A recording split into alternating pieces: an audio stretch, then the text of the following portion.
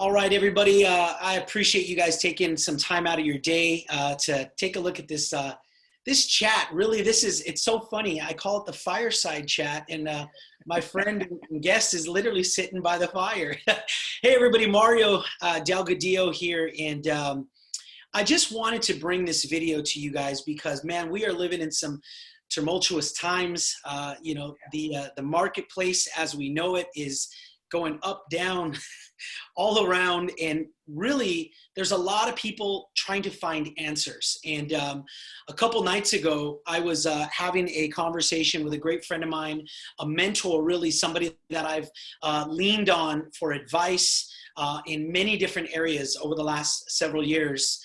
My guest today, Mr. Lyman King.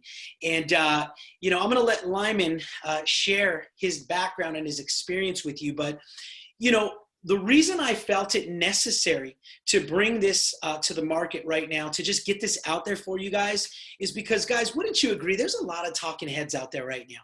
Yeah. It depends on what channel you're watching. Are they on the left? Are they on the right? Are they inside of the market? Are they outside of the market? Everybody's got an opinion. And what's the old adage? Not everybody wants to know what that opinion is sometimes. But, I asked Lyman here the other night, just having a conversation as friends.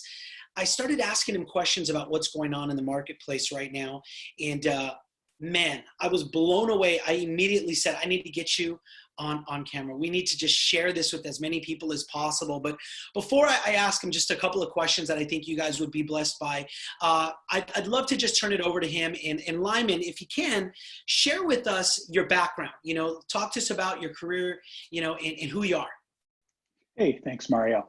So I have been a mortgage banker for the last 29 years. I have spent a significant portion of that in senior management roles. I did own my own mortgage banking firm for several years.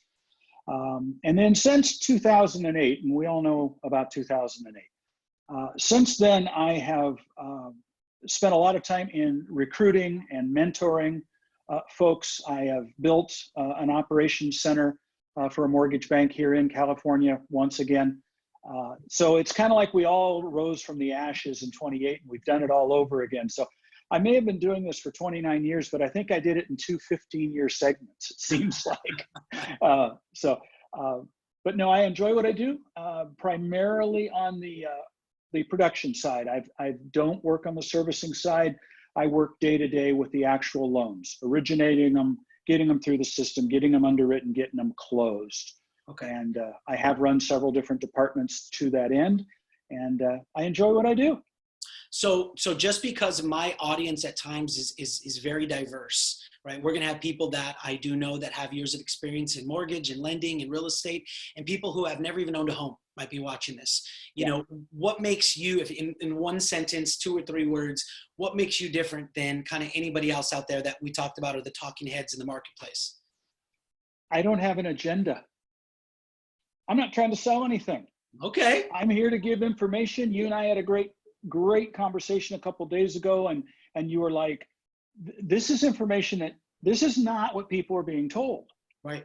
I don't have an agenda. I would like to use my knowledge and experience to help you, to help your friends, your family, and anybody else's family and friends. I enjoy giving back. Career's been good to me. Industry's been good to me. I like to give back. Awesome. Thank you so much. And I was waiting to hear that. That's where I was going with that. Kind of teed it up a little bit, but because, I think that's so important. We listen to people, but ultimately we don't know where that information is coming from, or for lack of a better term, what's the agenda, right? Well, the agenda? The agenda here this afternoon is really just to go and help people bring clarity and understanding so that people, can know how to survive and what to do next and make a solid move. So let's just go right at it, right? What is going on with the interest rates? We hear they're awesome and they're great and they're this and they're that, right? What do we need to know about our interest rates right now? Mario, this is tough because this is a 2.5-hour conversation that we're going to condense to like 6 minutes. So we're not going to be able to really, dig too deep. But in deference to your broad audience, let's try to keep it simple. So interest rates right now, you can make a phone call or you can pull up a website and you can get quoted anywhere from 3% to 5%, 5.5% for the same loan. We don't experience that in our industry. As a general statement, if you're talking to a player, they're going to be within 0.25% of each other. Yeah. Always have been, always will. You can have some weird off days, but generally speaking, we're all working from the same place. We're not now. Our industry has just been blindsided. You talked about the talking heads. Here's what got our conversation going the other night.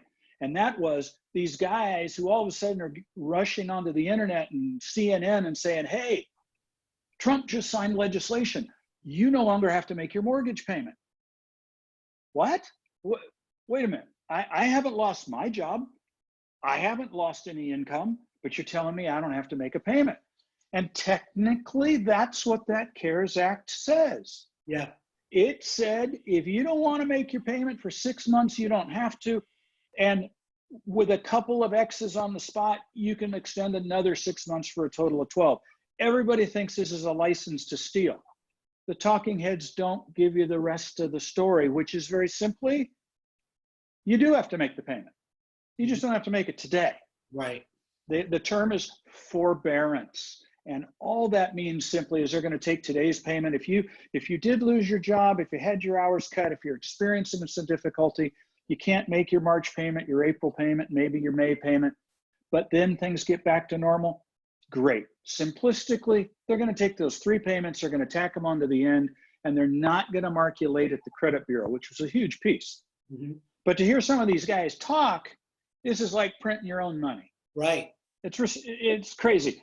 But what that did as an unintended consequence is it absolutely turned the mortgage industry upside down, because now those investors out there who buy these loans from us, they're going, why would I go buy a loan if they're going to stop making their payment for no reason at all?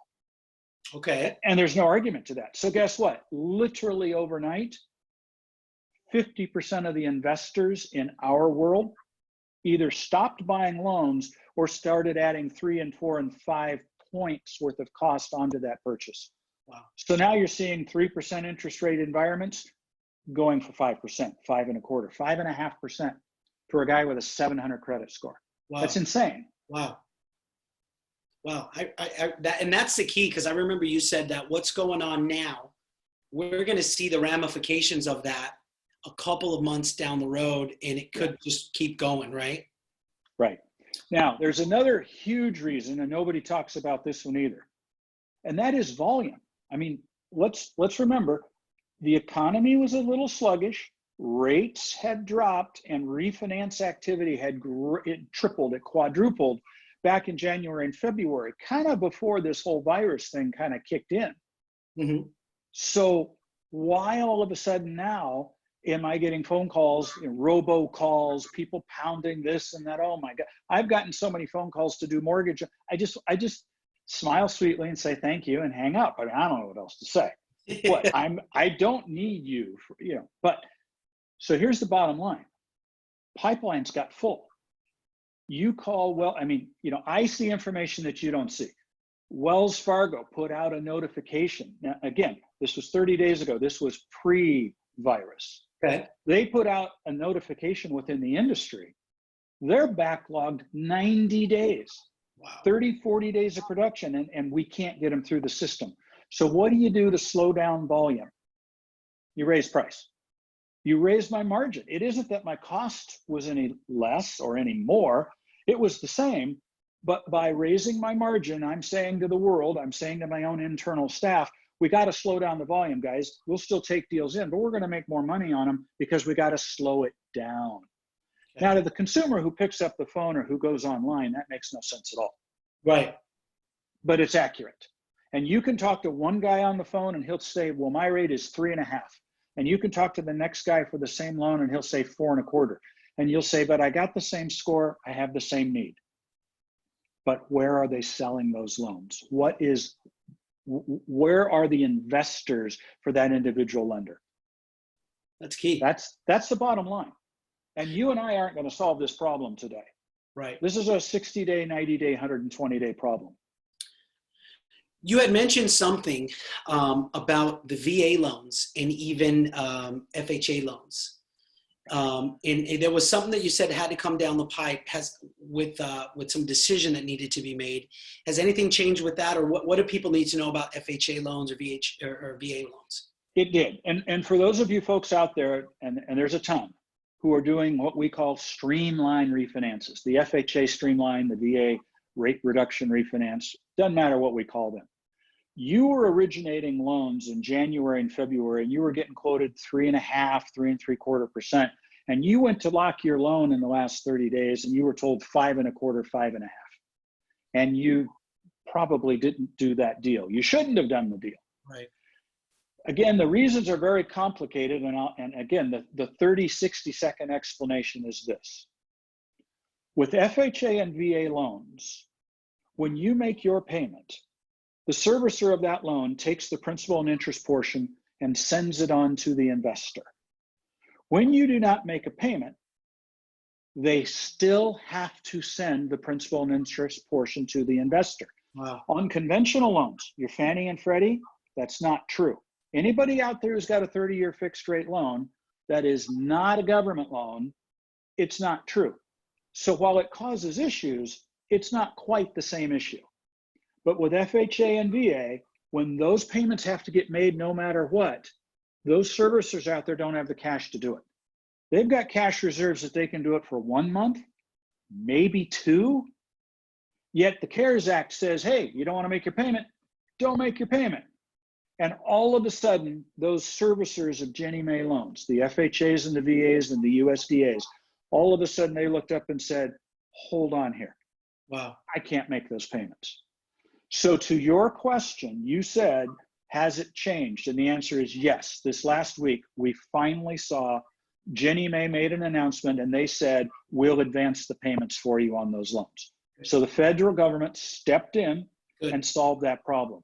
Now, what you and I talked about was it was about 3 weeks ago that the Fed stepped in and solved the issue with conventional loans.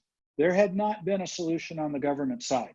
So for all of you people out there that were doing these rate reduction and streamline refinances, and suddenly we're not able to close in March, you'll be able to close in late April or into May. That problem got solved.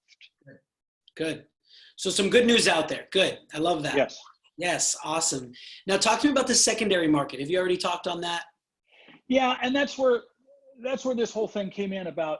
Suddenly, a guy who's servicing a loan or investing in a loan, they may be the same, they may not be. I don't want to get too deep on this because we don't have the time. We don't have the time. But a servicer says, wait, I'm not going to go buy servicing for that loan. Mortgage lenders, let's dispel with a myth here. Whether it's me or Bank of America, Wells Fargo, or Quicken, we make very little money by closing your loan. From fees charged versus costs incurred, we typically make very little, if any, money. Where we make money is selling the loan. We sell the loan to an investor who gives us a little bit of profit, and then we'll turn around and sell the servicing rights on that loan, servicing where you make your payments. Okay. So servicers on an FHA VA loan, they're going to pay me 2 points for a loan. They'll pay me on a $200,000 loan, they'll pay me $4,000 for the servicing rights, because they're going to collect $100 a month. The average 30-year loan stays on the books 7 to 11 years. You can do the math, and they're going to make money on that loan. Okay. But what happens is CARE Act comes along or rates come along and those loans prepay. Well, wait. I gave you $4,000 in servicing rights, and 3 months later, you either stop making your payment or that loan pays off because rates drop so fast. I got 3 months worth of profit at $100 a month. I just lost $3,700. Wow. So as a servicer, where's my motivation to go out and buy loans and pay those premiums anymore? So overnight, they stopped doing it. Wow. Well, as a mortgage banker or as a bank, I got to have some place to sell that loan. And if I'm not a servicer myself, I got to have a place to sell the servicing. And if I can't sell it because they won't buy it, guess what? My 3.5%, 4% rate just became 5.5. And that's what happened. Wow. That's what happened in the month of early March. That's what happened to every mortgage loan. And then as weeks gone by, every week, the federal government or the Federal Reserve are addressing each of these issues and slowly cleaning up the mess. Wow. So as we tie off this area, this section here talking about interest rates, put a bow on it. Is this this is for the folks that are just the general population, right? Is right now a good time to do anything? And if they are doing anything, what should they be doing or not? And then maybe a two-tiered question that says, now maybe you are a real estate professional. What does this mean for you? Great questions. So I'm going to say something really shocking. I started off my little rant here by saying I hate talking heads because all they do is try to either generate headlines or sell you something, right? So here we go, trying to generate headlines. If I was looking to refinance a loan right now, don't. Just because the Fed has stepped in the last 1, 2, 3 weeks to address the problem does not mean the problem is done. The trickle-down effect. Your biggest lenders will get some benefit first. It's going to take 30, 60 days for the trickle down to help all the lenders out there, the vast majority of whom your folks, my folks, everybody else is doing business with. Also, once we get past this whole virus thing, once we get back out and start interacting, and once humanity returns to normal, if I can use that term, once that happens, we're going to go back to the original economic conditions that, oh, by the way, are only worse, that we had in January and February, and that is rates are low to generate activity and stimulate the economy. Right. Let that happen. Rates right now are not as low as they will be in 60, 90, 120 days for refinance people. Now, if you've got that rate locked in and you're in the threes and it's locked, great. Go ahead and close. If you're not locked, or if you're just starting or thinking about it, wait. You're going to save money by waiting 60, 90, 120 days. Okay. Let the pent-up volume get through. Let the economy influence what the Fed's going to do to influence rates. Wait. Flip it around as a buyer. Our industry is giving total priority to purchases over refinances. If I'm a buyer and I start a loan today, because of the action taken by the Feds over the last 2, 3, 4 weeks, I'm going to get that low rate. I'm going to get the rate that I should get. Is it going to be 0.25% cheaper 3 months from now? Yeah, it probably will, but I wouldn't delay a deal for a quarter. Not on a purchase. Now, on a refinance, maybe I would. Yeah. But not on a purchase. So I don't think, or forgive me, let me rephrase. With what's taken place the last 1 to 2 weeks, it's going to bring back the purchase money market cost very well, quickly. Okay, good. So hold off on your refis unless you're locked in and ready to rock. Okay, awesome. Now, second question that I have really is, I do have a lot of friends, dear friends actually, and acquaintances in the real estate profession, people that have just got licensed, all the way from folks that have been around, 10, 15 years. And I just seem to keep hearing different takes on what's happening right now. If I'm in the real estate market, right? If I'm your son or your nephew and I'm an agent or I'm in the real estate profession, what are you telling me right now? What should I believe? How should I be preparing? What should I be doing to stay safe and stay afloat? So if I'm an existing agent or somebody that wants to become an agent, obviously what's going on right now is going to have an impact on that. Mm-hmm. I don't necessarily, in fact, I don't at all believe it will have a long-term impact. Not at all. National Association of Realtors did on April 4 and 5, they did a survey. And what they found was, of the people who indicated they were planning on buying a house in 2020, so basically anybody you and I are talking about, 59% of those said they were still going to buy. They just are going to delay the purchase because of the current virus issue. Okay. 57% of the sellers that said they wanted to sell said, we're still selling, we're just going to delay it a little bit. So over half of your buyers and sellers, according to NAR, and there's no better source of information when it comes to buying and selling. National Association of Realtors, virtually one of the only 2 or 3 people I pay attention to. They're out there conclusively showing in their polls that people are just delaying. They're not gonna not buy. There's no bubble that we're worried about. There's no horrible thing going on. We've got this temporary virus situation that's put a real damper on people. I don't want to minimize that, but I think we can all agree, or at least most people agree, it's a temporary thing. It may be 60 days, it may be 120 days, but it's temporary. So I'm going to say to those people, whether you've been an agent for 10 years, 10 days, 10 months, I'm going to say to you that the same thing that makes you an effective professional today is still going to apply 60 days, 100. Learn your craft, become a good negotiator, learn how to market. Marketing has never been more important than it is today. Now, if you're one of those folks that thinks I can go out and list all my family's properties, throw it in MLS and sit back and wait, I think you're going to have some issues. I think especially digital marketing, it's been conclusively proven by every study done by every potential, from the Zillows to the NARs to the Builders Association, conclusively proven. 85, 88, 92, it's a different number, but it's a really high number. People looking to buy a house go online. Yeah. They start online. So if I'm a real estate agent, I'm going to learn how to market my product. I'm going to do videos. I am going to learn about how to maximize my website and your website, my best bird dog's website. I'm going to learn digital marketing and I'm going to be good at it. And I think for the folks that do that and understand that millennials in the year 2025, millennials are anticipated to make up 49% of the buying public. Wow. That is according to NAR, and the Builders Association came out with a figure that said 46%. I think we can agree it's a big number.